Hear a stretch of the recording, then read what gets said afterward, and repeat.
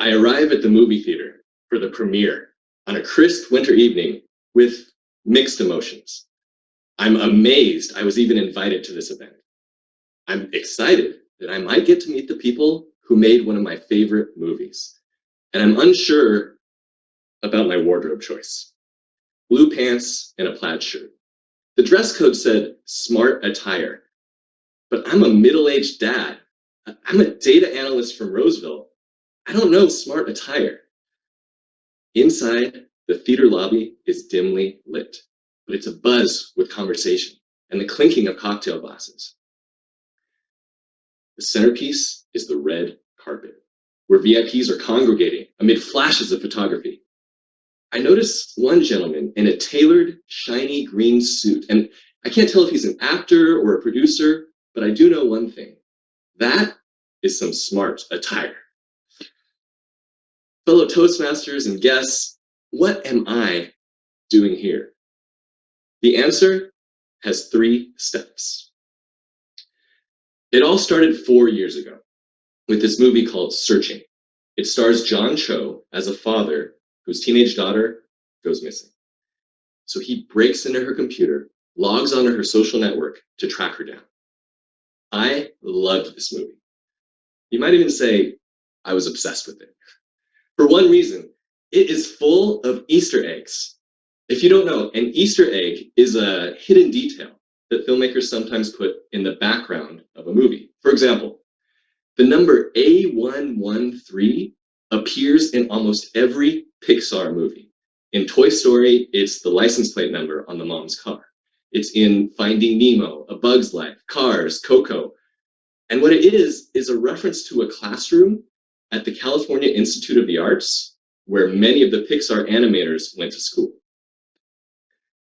In Searching, there's an Easter egg in almost every scene. I started discovering these and I got really excited about it. I wanted to tell people all about them. So I turned to the website Reddit. I started writing about these Easter eggs, and it turns out I wasn't the only one. All these other people were noticing them too. This is where things took an interesting turn because the writer and producer of Searching, this guy named Sev Ohanian, was also really active on Reddit. So he was reading all of our posts and actually replying back to us, which just motivated me even more. I wanted to go find every Easter egg I could. So I studied that movie frame by frame. I posted these long explanations analyzing every name, image, and hidden detail. I was really passionate about it. Remember, I said my path to that red carpet premiere had 3 steps. Well, that was step 1. Searching came out. I was obsessed with the Easter eggs. Step 2 was I started to develop a rapport with Sev Ohanian. Nothing really personal. Basically, I would write about his movies on Reddit, and he would reply back to me. But I did feel like I was more than just a face in the crowd. For instance, at one point, he was interviewed by Gizmodo, this online magazine, about the Easter eggs in Searching. And Sev actually took a screenshot of one of my long Reddit posts, and they published it in the magazine article. Then another time, my wife surprised me with a Christmas gift, the Blu-ray of Searching, autographed by Sev Ohanian.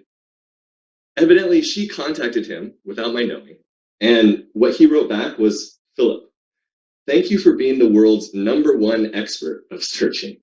We see you. But the one that really got me was 2 years later.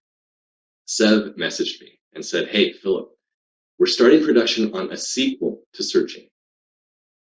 Would you be okay with us using your name as an Easter egg in the new movie in honor of all the work you did analyzing the first movie?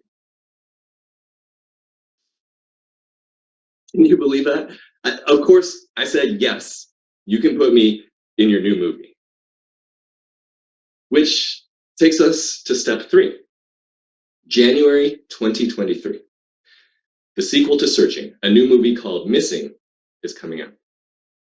It's about a teenage girl whose mother goes on vacation to Colombia and never returns. Everyone's trying to figure out what happened to her. Did she get kidnapped? Did she kidnap herself? Maybe you've heard of this movie. Just before the release, Sev messages me again. Hey, Philip, we're having a red carpet premiere this Thursday in Los Angeles. I have an extra spot on my guest list. Do you want to go? Do I want to go? Are you kidding me? This is a dream come true. I wrote back, Sev, I'm booking a flight. So I fly down to LA. I go to the premiere, which was super awkward. I mean, it was a great party, but I didn't know anybody there. I felt like I didn't belong. But then Sev came and found me.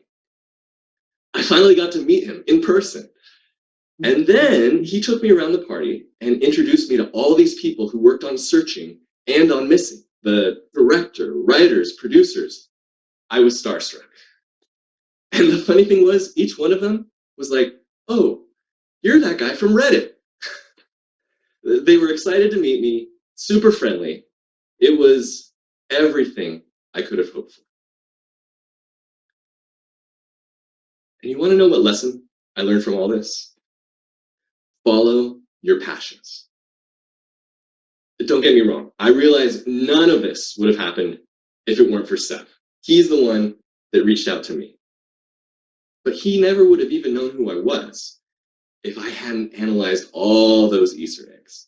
So I realized I just did that for fun. I never expected to get anything out of it. There's something to be said for devoting your time to the things you're passionate about.